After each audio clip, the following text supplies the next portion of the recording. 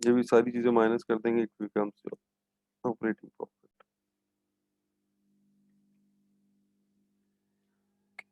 अगर हम इसको ऐसे करें कि ई बी फॉर्मूले की शक्ल में करें, EBIT इज इक्वल टू, एक क्वांटिटी आप प्रोड्यूस कर रहे हैं, आपकी P is the price per unit minus variable cost per unit, ठीक है, माइनस फिक्स कॉस्ट। अगर आप इसको ऊपर वाले पोर्शन को देखें, so it is very similar, Q into P is equal to sale variable cost per unit into Q। तो मैंने इन दोनों के अंदर से Q को कॉमन ले लिया, P minus variable cost minus fix cost is equal to EBIT।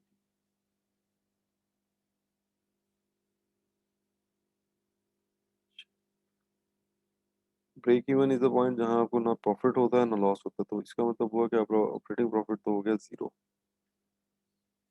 ठीक है। So this is the point where EBIT become zero. अब आपके पास रह गया Q into P minus variable cost minus FC।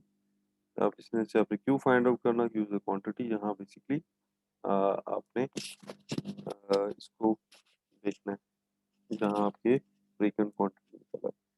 Q will be equal to, इसको क्या लें,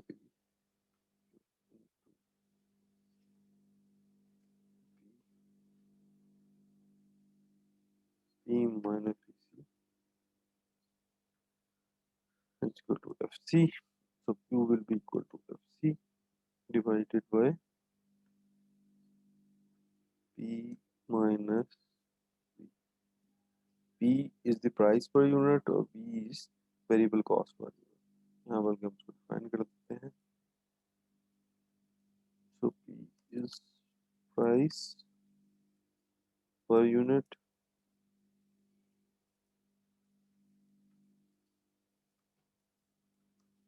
C is variable cost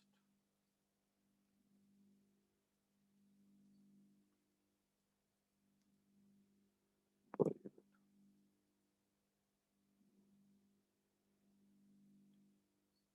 तो लेकिन ये जो हमारे पास आंसर आया है इस ब्रेक इवन क्वांटिटी।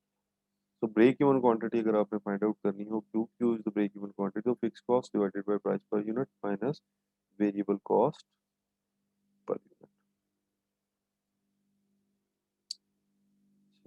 इसी तरीके से इसी तरीके से अगर आपने सेल्स ब्रेक इवन निकालनी है, यानी ब्रेक इवन पॉइंट, कौन सा ब्रेक इवन पॉइंट, सेल्स का ब्रेक इवन पॉइंट क्या होगा, सेल्स का ब्रेक इवन पॉइंट निकालना भी का तरीकाकार भी सेम है। Sales break even, BE stands for break even is equal to, बल्कि हम इसको दोबारा से स्टार्ट करते हैं, EBIT is equal to sales minus fix cost total,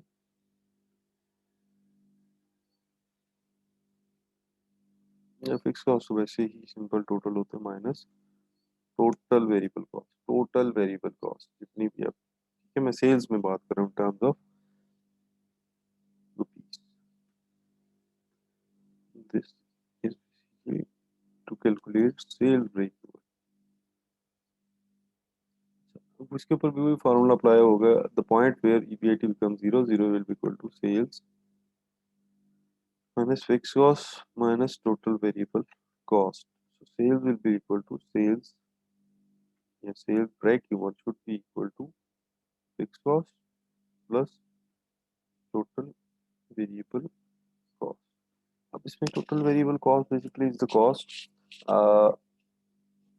जिसको आप ये कह सकते हैं कि ये वो कॉस्ट है जो कि आपकी सेल्स के साथ चलती है। अगर मैं यहाँ ये सपोज करूँ कि V is sales price per unit, S is the sales price, then total variable cost will be equal to V divided by S multiply by sales break even. Break even sales निकालनी है ना आपने। अब V is the sales price per unit, S is equal to sales price, तो V divided by S means your margin, your variable cost margin. तो variable cost for margin for example 5.5 आता है, 0.7 आता है, 0.2 आता है, तो आप किसी भी सेल से मल्टीप्लाई करेंगे, that becomes your total variable cost. अगर हम इसको इस चीज को इस इक्वेशन में पुट अप करते हैं तो what becomes sale break even is equal to fix cost plus V divided by S, capital V divided by S multiply by SPE। अब दोनों साइडों पे देखें, आपके पास सेल्स ब्रेक इवन आ गई है, तो sales break even minus sales break even into V divided by S. V is the price per unit and sale S is equal to, oh sorry, V is the variable cost per unit and S is equal to sale price per unit is equal to FC fixed cost. Sale break even इसमें से आप common law ले लें तो आपके पास क्या बचा, one minus V divided by S is equal to F C. तो सेल ब्रेक इवन किसके इक्वल हुआ, fix cost divided by one one minus variable cost per unit, जो कि पहले मैंने VC लिया था, अभी भी VC ले सकते हैं, डिवाइडेड बाय सेल प्राइस। और अगर हम ये वाली नोशंस इसके अंदर इनपुट करें तब क्या होगा, सेल्स ब्रेक इवन, लिख लेते हैं यहाँ,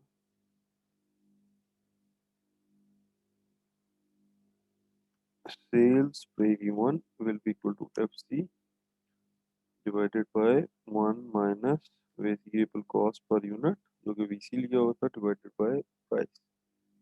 it becomes like this, which we can see here, FC into 1 minus VC divided by S. VC is the variable cost per unit and S is divided by S is the price per unit.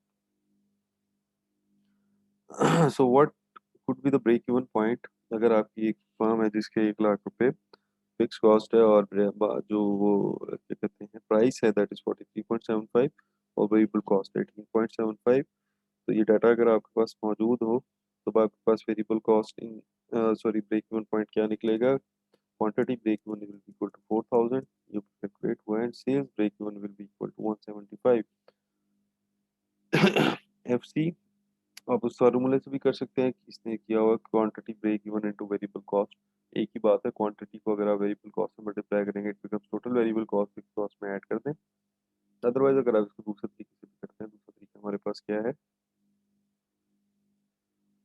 दूसरा तरीका means अगर आप इसको FC divided bye 1 minus VC divided by S करें तब भी same answer आएगा।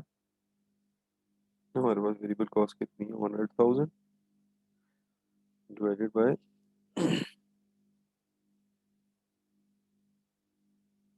1 minus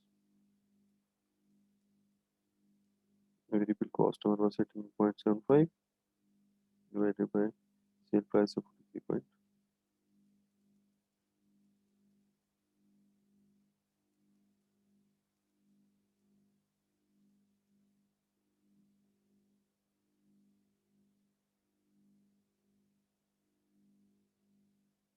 अगर आप इससे भी करेंगे तब भी सेम आंसर आएगा। So this was how to calculate break even point। अगर आप इसको डायग्राम में देखें तो हमारे पास इस तरीके से आ रहा है कि 4000 point is the point, 4000 unit is the point जहां आपके पास जो EBIT होगी दैट वुड